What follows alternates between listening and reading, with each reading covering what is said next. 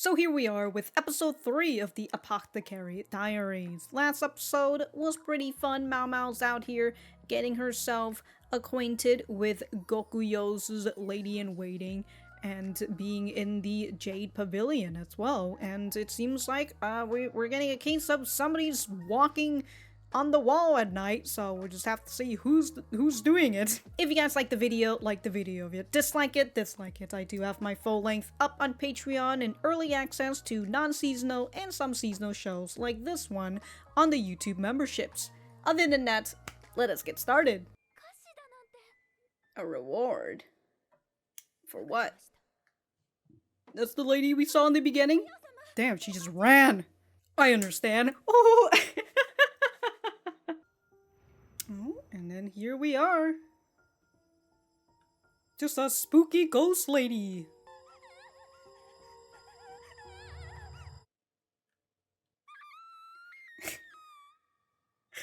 If I saw that at night, you know, I'd be scared too. Capital for a while now. Sand and sunlight. Back west. Where are y'all from?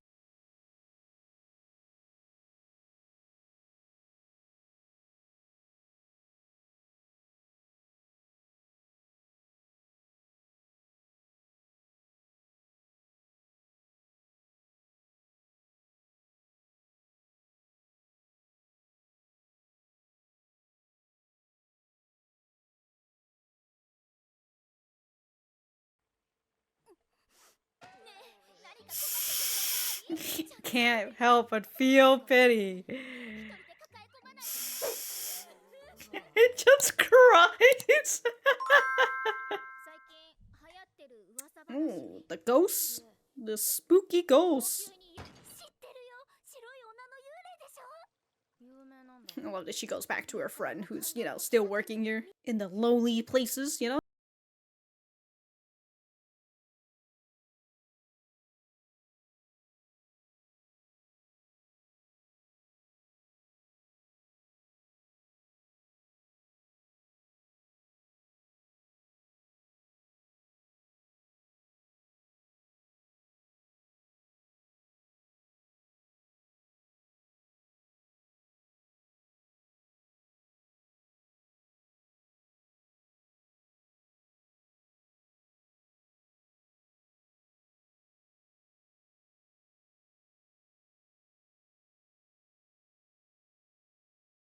These cookies. Ooh. You like salty better? Ooh, relatable. Yeah, why does he gotta fucking bother me all the time? What about maybe it's for the ghosts? Oh! Oh, she's realizing his position.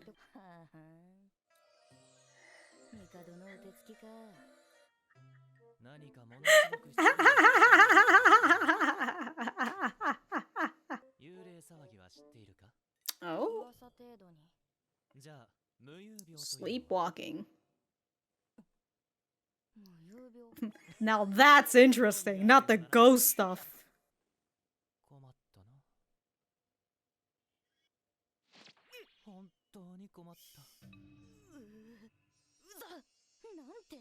Yuck! I had to get on his knees and beg. Doesn't come off like a eunuch. What do eunuchs usually come off as? It excites him too much. I feel uncomfortable.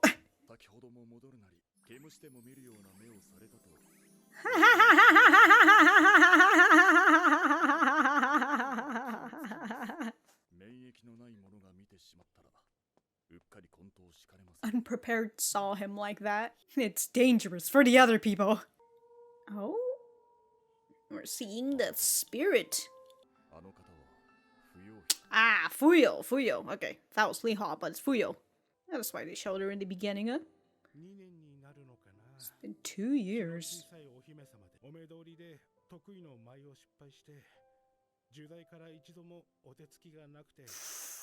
That's how she sees her worth, huh? Small vassal state. sure she doesn't want to go back.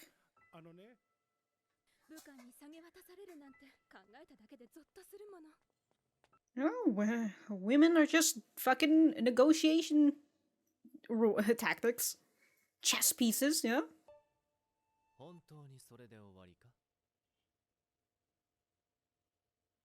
Is that really it? Is that really it? Please stay calm. Don't look at him like he's a bug. Forbidden from leaving her room.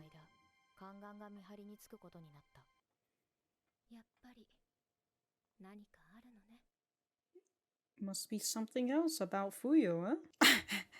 They're just sliding off. Oh my god, it's a nice platform. It's a secret between you and me, huh? Alright.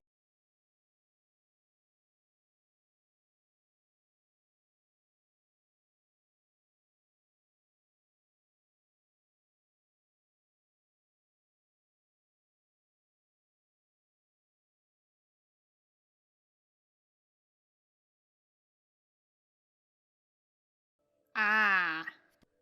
不要妃が同じだと。不要妃とお相手の武官は、幼なじみは先日の異民族討伐で武君を立てられたと伺います。Wee! Sliding off. Yeah, there she's walking with her eyes.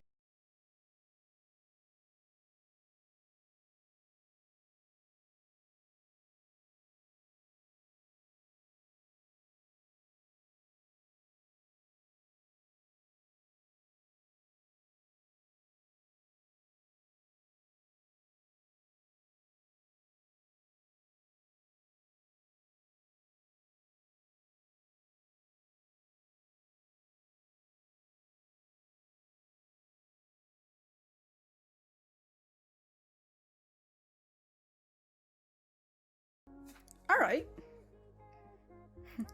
You know, I did say the problem is just gonna fix itself.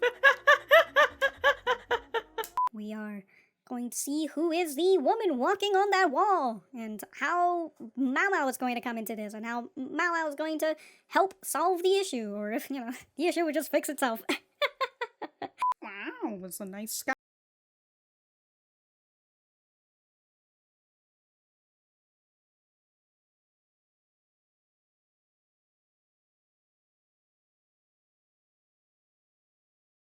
Maker.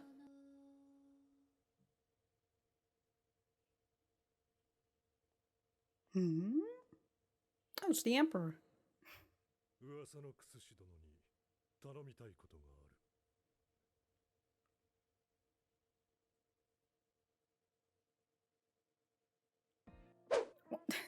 The linger. That was the Emperor, right? He looks so fucking, I don't know. He looks so fucking plain. I'm just like, Alright. Well, I'm gonna go write my notes and we will be right back to the center. Alright, so that was episode 3 of the Apothecary Diaries. Let me know what you guys think about it in the comments down below. You know that I always like talking to you guys. For me, I thought that this was a pretty alright episode. We got a little talks about the idea of sleepwalking, and then towards the end it's just like, well, psych, bitch. None of that's, I mean, sleepwalking is a real thing, but the whole thing that's happening with Fuyou, nah, dude, she's been planning this whole shit all along. Speaking of, like, the truth, with, which I will say, when it comes to this part, where Fuyou was just like, oh, yeah, oh, a reward? I've been given to the, I've been given to this military, general who just really wants me, or he's really insisting on me being his reward? I understand. And then she just runs off. Ooh! Damn, dude, she's been playing everybody. That's some good shit right there, dude. It's some good shit right there. But with Fuyou.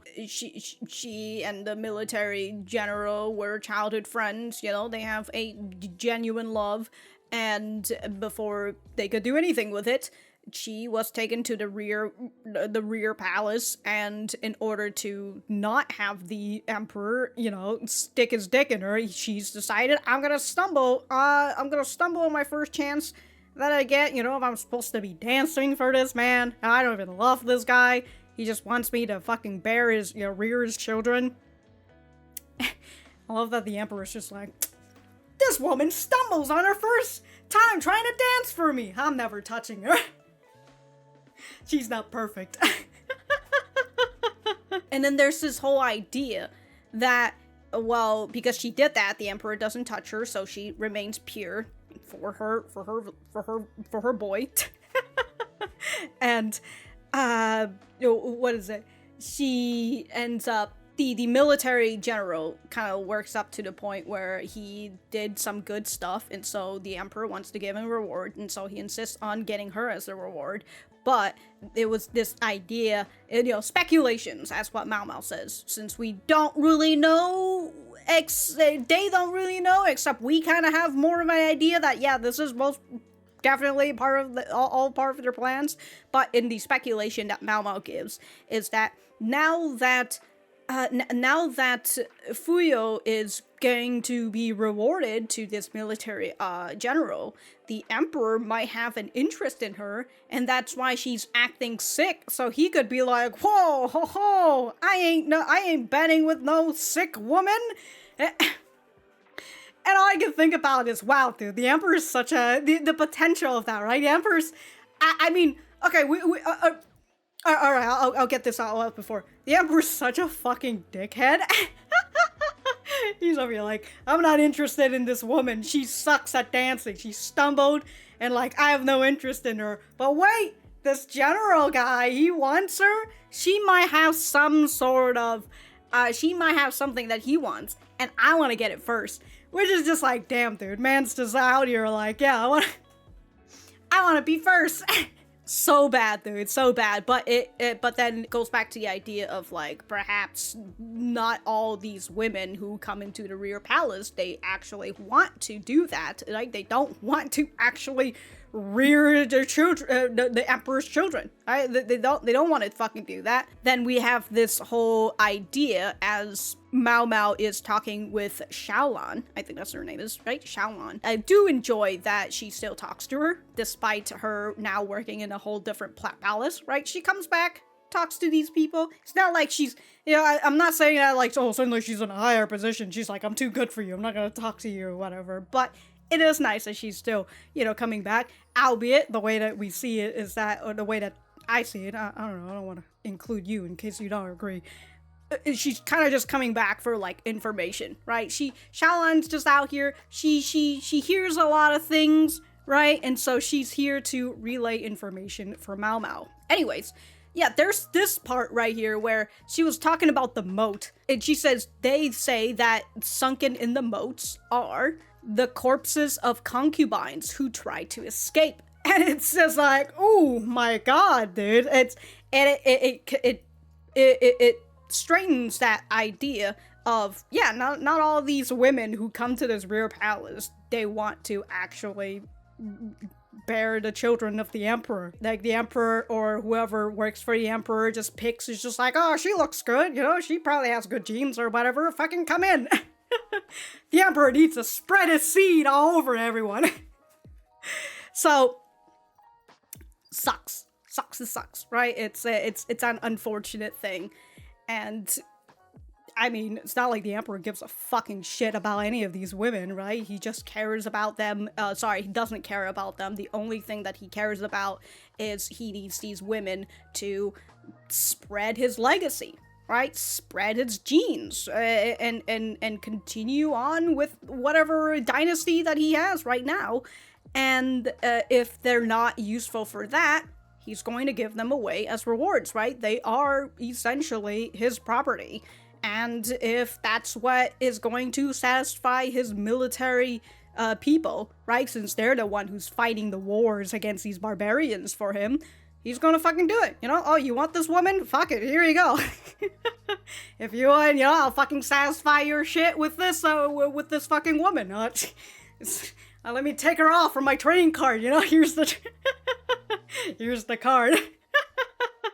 The other thing that I wanted to talk about is the idea that Gyokuyou and her lady-in-waiting aren't from the capital, right? They're talking about, oh, it's been a while since we've been in the capital, but the mornings are just so cold and whatever. And I think it is, hold on, the names, still not getting names. It's Yinghua who says, oh, it's to be back in the place of the sand and sunlight. And I'm kind of thinking like, well, sand and sunlight, if we're somewhere in this timeline, Imperial China and all that, perhaps the Silk Road is running running about and all that. And they say the West, they say the Western capital, but like west of China is west of China is like Kazakhstan, Afghanistan and all that, right? The very sandy places. So I would assume that's sort of where the area that they are from, but also, in the areas that's much closer to the Silk Road. And as Ailan was talking about, oh, my father gave me some good news, the trade between the Western and Central capitals is on the rise. Oh, which kind of makes me go back and think, I'm like, is that also part of the Silk Road and stuff? Who knows, right? My timeline of Imperial China might just be completely off. But there could be that possibility, but also, as they say, that it's the family home of the emperor's favorite concubine. So, of course, the central officers would take note of this, and they would want to strengthen the relationship between these two capitals. But as they say, right, Gyokuyou is a princess of a foreign land. And, well, I mean, now I'm just over here like, where is Gyokuyou from? Where is she from if she's much more in the Western capitals? Which, it's like, what is the Western capitals then? Who knows, huh? Who knows? But it is nice to hear a little bit more about Gyokuyou's background and stuff. And speaking of Gyokuyou, she was the one who kind of realized that when Maomao was talking about the whole idea of sleepwalking and she was talking about the whole brothel story, Gyokuyou realizes that there's something more, right? She's hiding something, there's something more, and she's like, hey, talk to me about it.